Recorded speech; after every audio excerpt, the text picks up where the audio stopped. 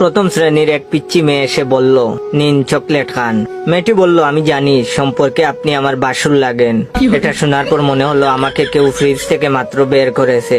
আমি বরফ হয়ে গেছি, কোনো নাড়াচাড়া নেই। স্বাভাবিক হয়ে বললাম, তা বাবু আমি তোমার বাসুর হলাম কিভাবে? পিচ্চি বলল, এ মা, আপনার ছোট ভাই আমাকে বিয়ে করলে আপনি আমার বাসুর হবেন না। আমি বললাম, ও আচ্ছা ছোট ভাই, তার মানে তুমি রোহানকে পছন্দ করো? পিচ্চি লজ্জা লজ্জা ভাবে এনে বলল, পছন্দের পর্ব তো অনেক আগেই শেষ হয়ে গেছে, এখন তো আমরা একে অপরকে। আমি অবাক হয়ে বললাম, একে অপরকে কি?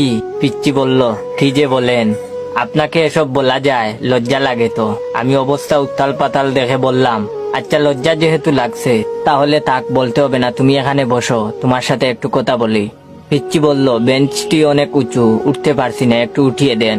আমি বললাম, আচ্ছা এবার বলো তো বাবু তোমার নাম কি? পিচ্চি বলল, আমার নাম রিমি। আমি বললাম,